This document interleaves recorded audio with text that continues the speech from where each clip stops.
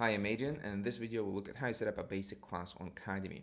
So to get started, I'm already logged into the admin dashboard and I can just click on create course from the courses section and I'll be able to pick the type of course that I want to create. So this video we're going to be looking at the classes, and just to give you an idea of what that actually looks like, I have a few examples here opened up already.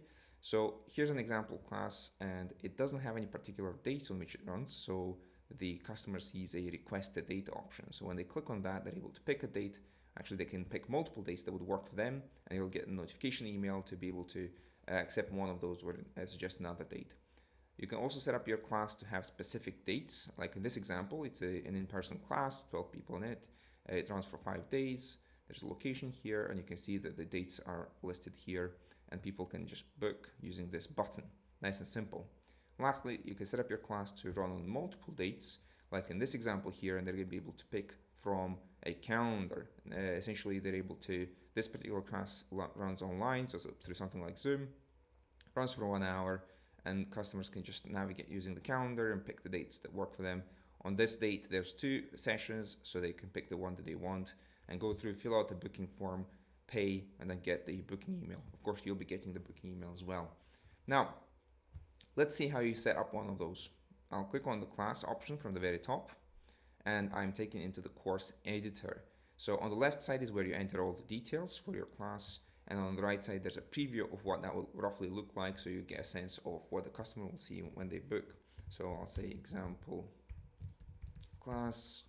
I can choose next the delivery method, so whether it's in person or online. If it's in person, I can enter the address, and that's going to show as a map on the course page.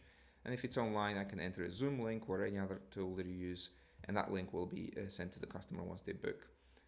Next, I can choose the people in class option, so how many people are going to be usually in the class, and that's going to determine the capacity. But you'll be able to edit the capacity after you publish your course as well, so you don't worry about that. I'll put in the price as £10. And again, you have more options, but there's a separate video for how to set up different offers on your courses, so this one's not too long. I'll just pick a quick image, the level, and a basic description with some copied text I have from earlier. There we go, I have my basic class in place.